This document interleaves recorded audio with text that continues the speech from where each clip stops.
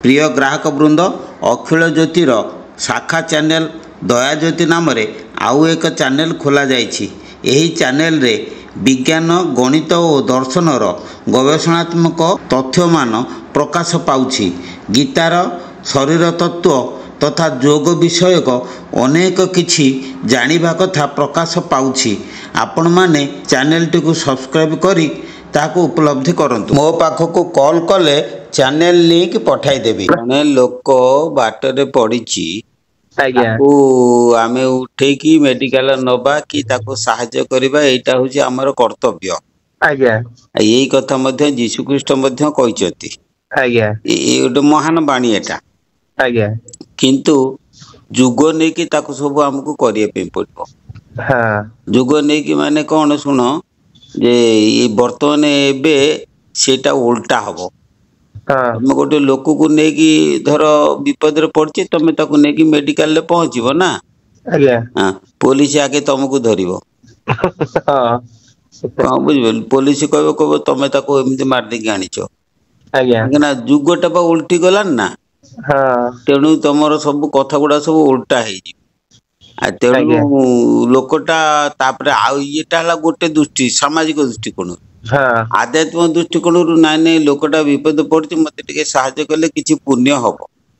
हां मोर ना पुण्य काम न तमर किछि नाही। हम जहा करे काम न कोन हम कर्तव्य करले काम कर्तव्य करबा। सुन मु कहि सारे कर्तव्य करबा तापरे आउ गोटे कथा से लोकटी आज जो असुविधा रे पड़िछि आज्ञा कर्मफल ता जोगु से भोगुछि।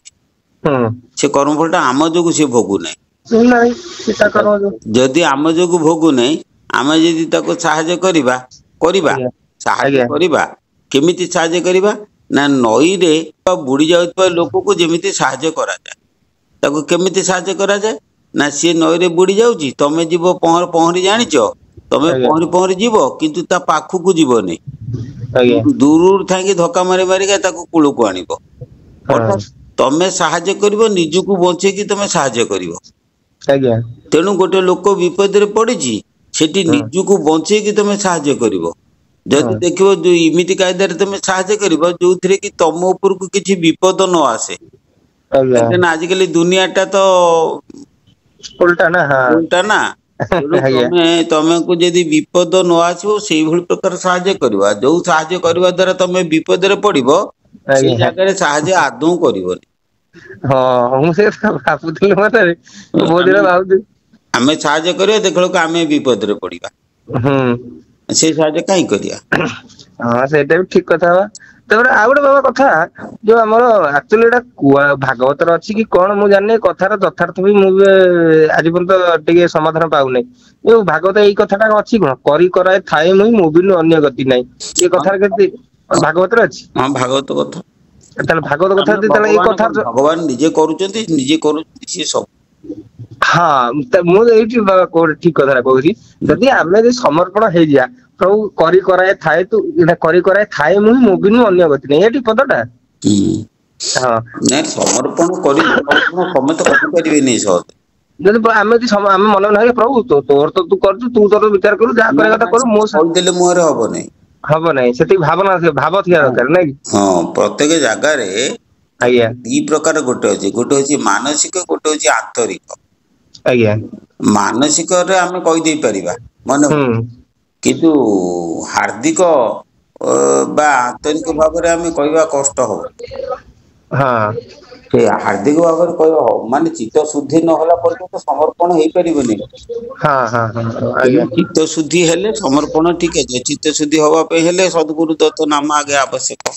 हां से तो ठीक अछि से कथा तो मो दत्त कथा। आज्ञा मु वर्षे 2 वर्ष हेलानी मांको टिके उपासना करे। तो कौन है ना मो हनुमान को भी उपासना करे। तो हनुमान को उपासना कला बेले कौन हुए ना मु जते बेले कंटिन्यूस करी चलली मासे खंडे 2 मास खंडे हेले राती रे छम छम रो शब्द आउ मोर ए जो मिडिल आई रे सेठी कौन हुए राती रे गोटे पिशाच परी स्त्री लोकटे आसीबो छाती ऊपर बसिबो ଦେନ୍ ଆଉ ହେବ ଏମିତି ଦିବ୍ୟ ସବୁ କାରବାରଟା ଚାଲେ ଆଉ ବେଳେ ବେଳେ ମଝିରେ ଏମିତି ହେଇଥିଲା କି ପେଟଟା ପୁରା ମାନେ ମୋଡି ହେଇକି ଘୁରିଲା ହେଲା, ନାଭି ଚକ୍ର ଯୋଉଟା କୁହନ୍ତି ସେଟା ଘୁରିଲା ପେଟ ଭିତରେ। ସେଟା ହେଲେ ବୁଝି ହେଲାନି କଣ ହେଲା କେମିତି ହେଲା। ଏସବୁ ବହୁତ ଜଣଙ୍କୁ ପଚାରିଛି କଣ ପାଇଁ ହଉଛି କଣ ପାଇଁ, କି ମାନେ ଭଲ କି ରିପ୍ଲାଏ ଦିଅନ୍ତିନି। ଏଇ ସବୁ ଜିନିଷ ସବୁ କଣ ପାଇଁ ଆସୁଛି, ମାନେ ମୁଁ ତ ପୂଜା କରୁଛି ତ ଏଇ ସବୁ ଜିନିଷ ତ ଆସିବା କଥା ନାହିଁ। ମୁଁ ହନୁମାନଙ୍କ ବଜରଙ୍ଗ ବାଣ କରୁଛି, ସେଟା ଦ୍ୱାରା କାମନା ବାସନା ବହୁତ ବଢିଯାଏ, ସେଟା ସମ୍ଭାଳି ହୁଏନି। ତାପରେ ମାସଟେ ମାନେ ପୁରା କଣ୍ଟିନ୍ୟୁ କରିଦେଲି, ତାପରେ ଆଉ ଆଗକୁ ହୁଏନି, ଭାଙ୍ଗିଯାଏ।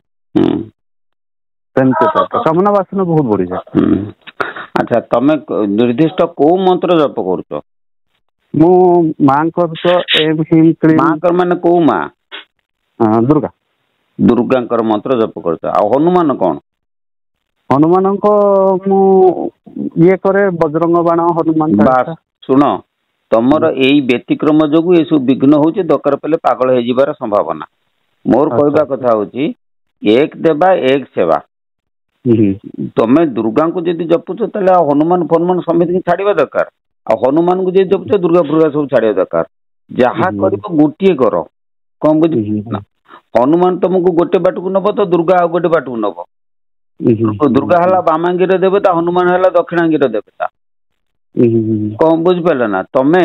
ତେଣୁ ଉଭୟକୁ ଉଭୟ ପଟକୁ ନେଲେ ବ୍ୟତିକ୍ରମ ଘଟିବ। ଆଉ ତମେ ଯୋଉ କହୁଛ ଆସିକି ତମ ଘରେ ମାଡି ବସିଛ କି ଇଏ ହଉଛି ଦୁର୍ଗାଙ୍କର ତମର କରାଳ ରୂପ ତମ ପାଖକୁ ଆସୁଛି। ଶାନ୍ତ ରୂପ ଆସୁନାହିଁ, ମାଙ୍କର ସୌମ୍ୟ ରୂପ ଆସୁନାହିଁ। ତାପରେ ତୁମେ କୋଉ ଭାବରେ ତାଙ୍କୁ ପୂଜା କରୁଛ ଆମେ ତ ଜାଣିନୁ। ତମେ ତାନ୍ତ୍ରିକ ନାହିଁ, ଆମେ ଖାଲି ଫୁଲ ଦୀପ ଧୂପ ଆଉ ନା ନା ତମେ ଟିକେ ଶୁଣି ସାର। ତମେ ଫୁଲ ଧୂପ ଧୂପ ଦଉଛ, ମୋର କିଛି କହିବାର ନାହିଁ।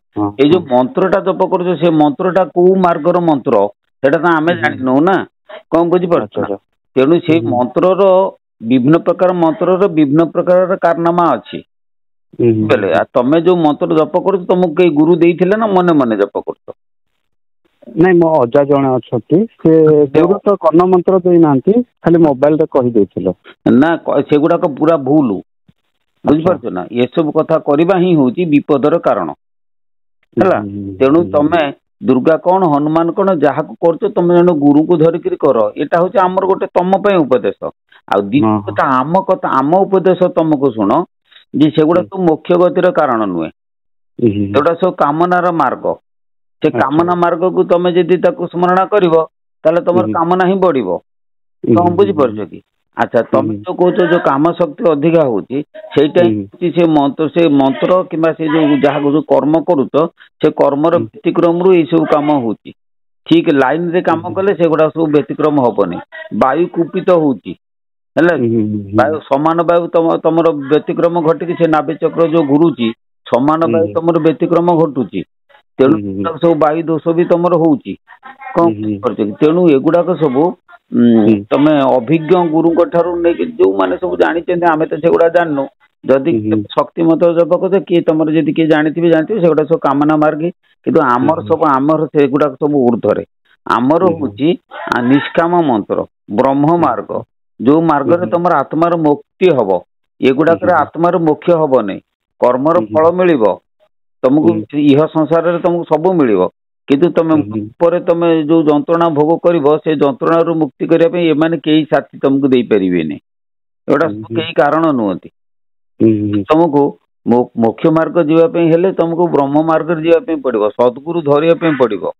ଆଉ ଯଦି ସଦ୍ଗୁରୁ ତମେ ନ ଧରୁଛ, ସେଇ ମାର୍ଗରେ ଯାଅ, ଆମର କିଛି କହିବାର ନାହିଁ। କିନ୍ତୁ ଆମର ତମକୁ ଏତିକି କହିବା କଥା ଯେ ଏଗୁଡାକରେ କିଛି ଫଳ ନାହିଁ। ଏଗୁଡାକରେ ମୁକ୍ତି ମାର୍ଗରେ ଏଗୁଡାକ ଗୋଟେ ନୂଆ ପଇସାରେ କାମ କରିବନି। ତମେ ଜ୍ଞାନ ଅର୍ଜନ କର, ଭକ୍ତି ଅର୍ଜନ କର। ଜ୍ଞାନ ଭକ୍ତି ଭକତି ଉପୁଜିବ ଯେବେ, ଛାଡିବ ସର୍ବ କର୍ମ ତେବେ। କଣ ଭକ୍ତି ଉପୁଜିବ ଯଦି ସବୁ କର୍ମକୁ ଛାଡିବ। ତେଣୁ ଏଗୁଡାକରେ କିଛି ଆବଶ୍ୟକ ନାହିଁ। ଆଚ୍ଛା ଆଜ୍ଞା, ତାହେଲେ ଏସବୁ ବନ୍ଦ କରିଦେବି? ସବୁ ଗୁଡାକ ବନ୍ଦ କରିବା ଦରକାର ଆମ ମତରେ। ସେଗୁଡା କିଛି ନୁହେଁ, କିଛି କାମ ନୁହେଁ। ସଦ୍ଗୁରୁ ଧର, ସଦ୍ଗୁରୁ ଧରିକି ତମେ ଯେତିକି ପରିଶ୍ରମ ସେଥିପାଇଁ କରୁଛ, ତାଠାରୁ ଅଧା ପରିଶ୍ରମ କରିକି ମଧ୍ୟ ତମେ ମୁଖ୍ୟ ମାର୍ଗକୁ ବହୁତ ଉପରକୁ ପଳେଇବ, ବହୁତ ଉପରକୁ ପଳେଇବ। କେବଳ ଏଇଗୁଡାକ କରିକି କିଛି ଲାଭ ନାହିଁ। ଆଉ ଆଜ୍ଞା ଆଉ ଗୋଟେ ପଚାରିବାର ଥିଲା କି ଏଇ ସବୁ ଯୋଉ ମାନେ ମଝି ମଝିରେ ମାଙ୍କ ବି ସୌମ୍ୟ ରୂପ ହେଲେ ଦେଖା ଦଉଛି। ହଁ, ସେ ମନ୍ତ୍ର ଯେତେବେଳେ ଶୁଣ, ମନ୍ତ୍ର ଯେତେବେଳେ ସିଦ୍ଧି ଆଡକୁ ଆସେ ସେଇ ଜିନିଷ ସବୁ ଆସେ ହେଲା କି। ଯେତେବେଳେ ବ୍ୟତିକ୍ରମ ହୁଏ ଏଇ ସବୁ କଥା ହୁଏ। ତେଣୁ ଗୋଟେ କଥା ହଉଛି ତମର ମାନେ ସେ ଜିନିଷର ଗୋଟେ ମାନେ ଧାରାବାହିକ ଠିକ ରହୁନି, ଯାହା ଫଳରେ କି ଏସବୁ କଥା। ତାପରେ ଆଉ ଗୋଟେ କଥା, ଯେମିତି ଆମେ ଧାନ ଚାଷ କରୁଛନ୍ତି ଆମକୁ ନିହାତି ମାନେ ତା ପାଇଁ କିଛି ବ୍ୟବସ୍ଥା କରିବା ପାଇଁ ପଡୁଛି। ଓଡିଆରେ ଗୋଟେ କଥା ଅଛି, ଯାହାର ଅଛି ଆଖୁ ଚାଷ ତାହାର ନାହିଁ ବନ୍ଧୁବାସ। କଥା କଣ ନା ଆଖୁ ଚାଷ ଯିଏ କରିବ ଦିନ ରାତି ସେ ସେଇଥିରେ ଲାଗିଥିବ।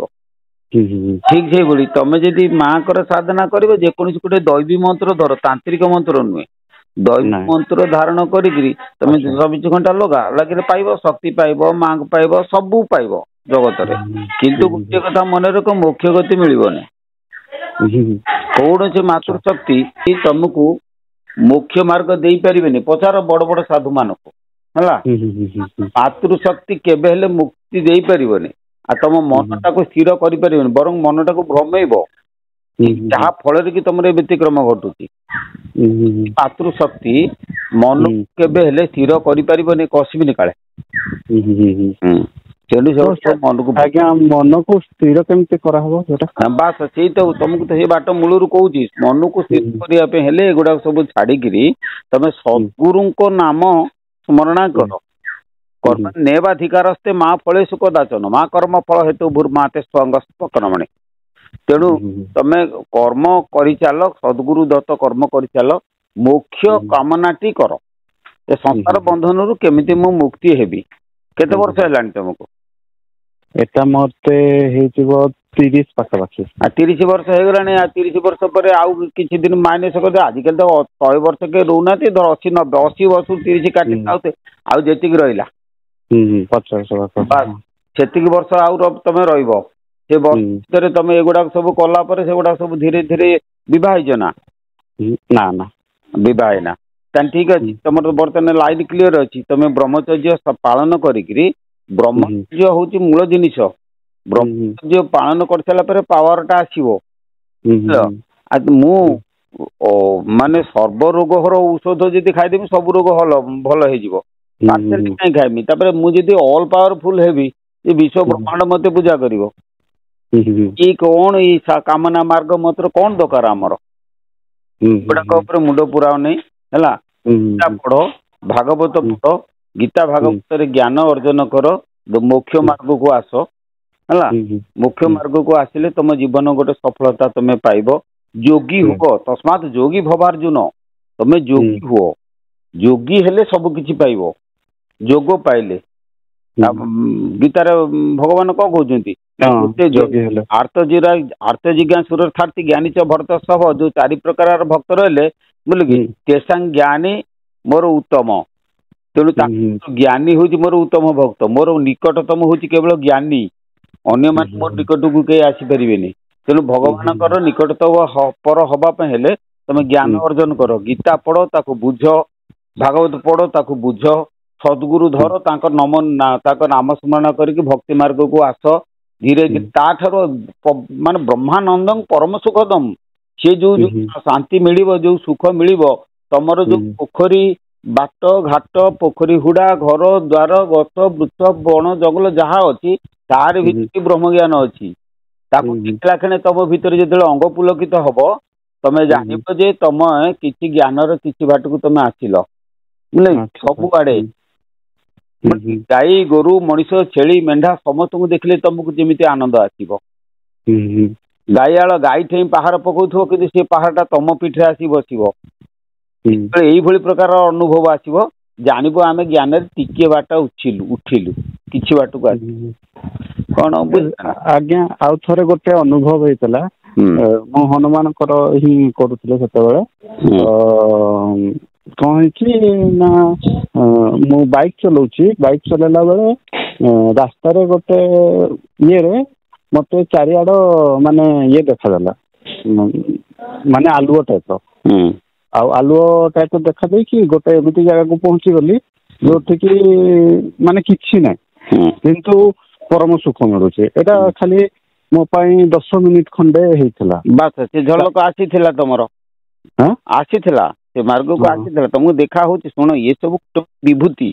ତମେ ସାଧାରଣ ମାର୍ଗକୁ ଗଲେ ଗୋଟେ ଗୋଟେ ମହିମା, ଗୋଟେ ବିଭୂତି, ଗୋଟେ ଗୋଟେ ପାୱାର ମଝିରେ ମଝିରେ ଆସେ, ବୁଝିଲ। ସେଥିରେ ଭକ୍ତ ଯିଏ ହବ ସେଥିରେ ସେ ଲାଳିତ ହେଇକି ରହିଯିବନି, ଆମେ ଉର୍ଦ୍ଧ୍ୱକୁ ଯାଇପାରିବେନି। ତେଣୁ ସବୁଠୁ ମୁଖ୍ୟ କଥା ହେଲା ଯେ ତମେ ନିରାକାର ବାଦକୁ ଆସ।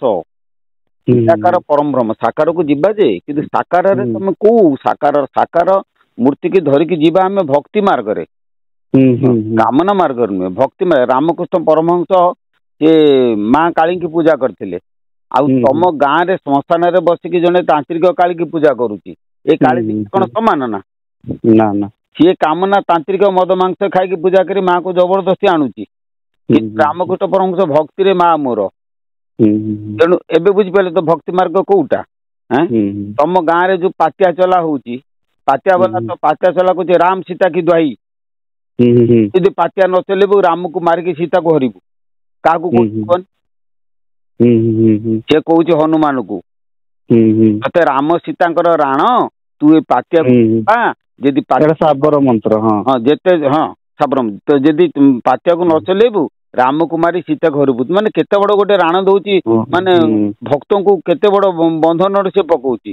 ସିଏ ଖାଲି ବନ୍ଧନରେ, ସିଏ ଖାଲି ନିୟମରେ ବାନ୍ଧିକି ଯାଉଛି, ଦାନ୍ତ କଡମୋଡ କରିକି ଯାଉଛି। ଯେତେବେଳେ ହବ ସେତେବେଳେ ସିଏ ତାକୁ ମୋଡିକିରି ଖାଇବ। ମାନେ ମୋର ଗୋଟେ କହିବା, ତ ମୁଁ ଗୋଟେ ଉଦାହରଣ ଦେଲି।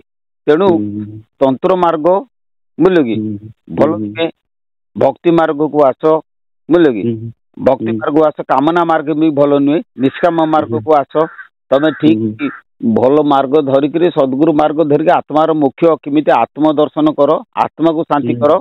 କମିଲ ଆତ୍ମା ଠାରୁ ଦେବ ନାହିଁ ତ୍ରୟ ଭୁବ, ଉଡା ବୁଡା ଚଳ ଅଚଳେ, 56 କୋଟିରେ ଏକ ନାମକ୍ଷରେ, ଉମ ତ୍ରିବୀଜ ସୂତ୍ରରେ, କୀଟୁ ବ୍ରହ୍ମରେ ବିହରେ ସେ ପ୍ରାଣ ରୂପରେ, କୀଟୁ ବ୍ରହ୍ମରେ ପ୍ରାଣ ରୂପରେ ସେ ସବୁ ଶରୀରରେ ସେ ବିହାର କରୁଛି। ଆଉ ତମେ ଯେତିକି ସାକାର ମୂର୍ତ୍ତି ପୂଜା କରିବ ସିଏ ତମ ଆତ୍ମାରୁ ତିଆରି ହେଇଛି।